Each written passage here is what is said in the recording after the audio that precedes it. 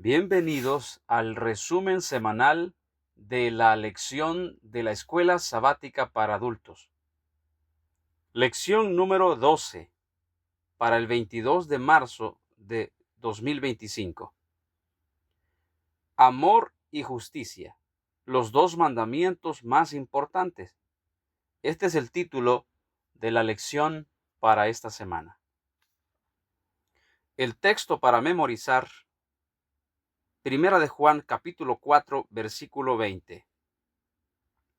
Si alguno dice, yo amo a Dios, pero odia a su hermano, es mentiroso, pues el que no ama a su hermano a quien ha visto, ¿cómo puede amar a Dios a quien no ha visto? Como hemos visto en lecciones pasadas y todo este trimestre, ha estado cargado de demostraciones que Dios ama la justicia. Por consiguiente, si nosotros amamos a Dios, también amaremos la justicia. O sea que si amamos a Dios, nos amaremos entre unos a otros. Parte del amor mutuo consiste en compartir la preocupación por el bienestar de aquellos que nos rodean. Cuando otros son oprimidos, no debemos mirar hacia otro lado. Debemos mostrar compasión, amor y justicia. Estos son los dos mandamientos más importantes en las Escrituras. Punto número 1 de la lección: los dos mandamientos principales. En Mateo capítulo 22, versículos 34 al 40, un intérprete de la ley, se le acercó a Jesús para tentarle. Maestro, ¿cuál es el principal mandamiento de la ley? Jesús dijo claramente: amarás al Señor tu Dios con todo tu corazón, con toda tu mente, con todas tus fuerzas.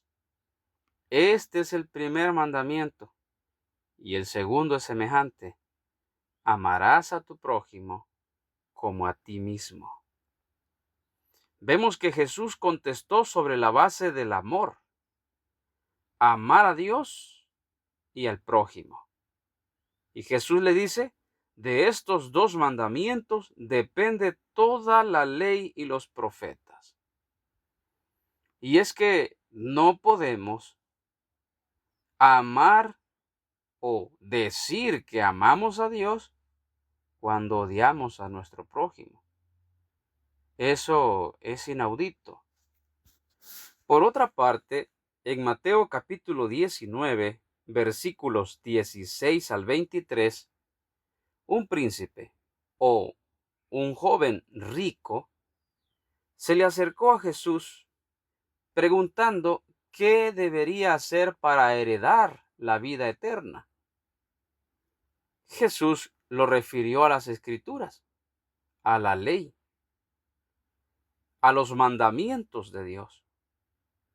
El joven rico respondió diciendo que él había guardado todo eso. Ahora Jesús va más allá. Vende todo lo que tienes y dalo a los pobres. ¿Qué sucedió con el joven rico? Se fue, dice la Escritura, porque tenía muchas posesiones. Y es que el problema de este joven era su riqueza. Para otros, el problema puede ser otro, porque en sí las riquezas no son malas. Vemos ejemplos en las Escrituras de hombres piadosos que tenían dinero y que eran ricos, podríamos decir hasta millonarios en comparación con nuestros días, y que fueron fieles a Dios, que su riqueza no los apartó de Dios. El caso de Abraham, el caso de Job, e incluso podemos hacer mención de Nicodemo. Nicodemo se acercó a Jesús de noche era un principal también, un príncipe, o sea, tenía dinero. Cuando buscó a Jesús, Jesús no le dijo que vendiera todo lo que tenía y lo diera a los pobres, sino que le dijo, te es necesario nacer de nuevo. Es decir, que para lo que para unos es problema, las riquezas, para otros no lo es. Pero el punto principal es cómo podemos manifestar amor hacia los necesitados. ¿O pensamos nada más egoístamente? Veamos lo que dice el deseado de todas las gentes en la página 491. Cristo presentó las únicas condiciones que podrían al príncipe donde desarrollaría un carácter cristiano. Sus palabras eran palabras de sabiduría, aunque parecían severas y exigentes. En su aceptación y obediencia estaba la única esperanza de salvación del príncipe. Su posición exaltada y sus bienes ejercían sobre su carácter una sutil influencia para el mal. Si los prefiriese, suplantarían a Dios en sus afectos. El guardar poco o mucho sin entregarlo a Dios sería retener aquello que reduciría su fuerza moral y eficiencia. Porque si se aprecian las cosas de este mundo, por inciertas e indignas que sean, llegan a absorberlo todo. Punto número 2. Los dos mayores pecados. El libro de Salmos, en el capítulo 135, los versículos 13 al 19, revelan acerca de un pecado común que se destaca en las Escrituras, y es el pecado de la idolatría. En el libro de Deuteronomio, el capítulo 6, versículo 5, se pide que se ame a Dios por sobre todas las cosas. Es decir, que cuando no amamos a Dios, entonces caemos en el pecado de la idolatría. Pero por otro lado, Zacarías capítulo 7, versículos 9 al 12, hablan del descuido o la opresión sobre aquellos más desafortunados, es decir, la opresión a las viudas, al huérfano, al extranjero, al pobre. Y se dice incluso que ninguno piense mal en su corazón contra su hermano. Pero también dice que el pueblo no quiso escuchar la voz de su espíritu que él enviaba por medio de sus profetas. Es otro pecado gravísimo, el hecho de que oprimimos e incluso vamos en contra de aquellos más necesitados.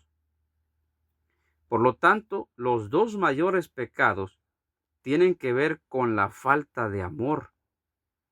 La falta de amor a Dios y la falta de amor al prójimo.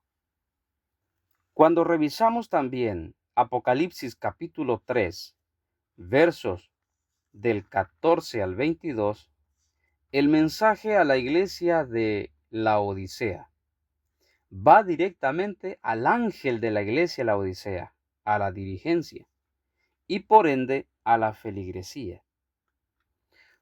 Una de las mercancías que el testigo fiel le pide al ángel que compre es el oro refinado en fuego.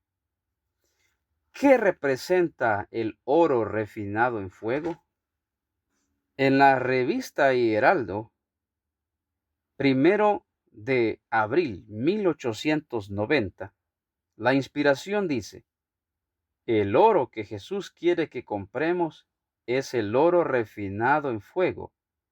Es el oro de la fe y el amor, que no tiene ninguna sustancia contaminadora mezclada con él. Sí, mis hermanos, el oro refinado en fuego es el amor. ¿Qué significa refinado en fuego? Es decir, que yo puedo o debo amar a mi hermano aun cuando éste me traicione, como Jesús mostró su amor a Judas, a Pedro y a otros, muriendo en la cruz por esos que lo estaban ahí, que lo entregaron. ¿Estamos dispuestos nosotros a dar la vida por aquellos que nos odian? Si en algún momento, tal vez, como seres humanos, estaríamos dispuestos a dar la vida por nuestro hijo, por nuestra esposa, por nuestros padres, que nos aman, pero dar la vida por nuestros semejantes, aquellos que nos odian. Punto número 3. Dios ama la justicia. Está claro en las Escrituras que Dios ama la justicia y que odia el mal. Esto lo vemos en el Salmo 33, en Isaías 61 y otros textos. El Salmo 82, por ejemplo, expresa la preocupación de Dios por la justicia en este mundo. Según muchos comentaristas, este pasaje condena a los gobernantes terrenales responsables de la injusticia en la sociedad y se refieren también al juicio futuro del que Dios hará objeto a los gobernantes celestiales. Pero este salmo realmente es una apelación al pueblo de Dios, a nosotros, que somos el ente puesto por Dios para llevar justicia, para amar la justicia, para hacer la justicia. De esto habla muy claramente el libro de Miqueas en el capítulo 6, versículo 8. ¿Mas qué pide el Señor de ti? Solamente hacer justicia, amar misericordia y humillarte ante tu Dios. En este sentido, no puede haber justicia si no hay amor, que es la base de todo don. Jesús dijo en Juan capítulo 13, versículo 35, en esto conocerán todos que ustedes son mis discípulos, si se aman unos a otros.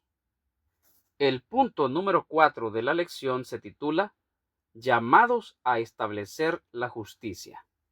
Sí, y es que como pueblo estamos llamados a eso, a establecer la justicia.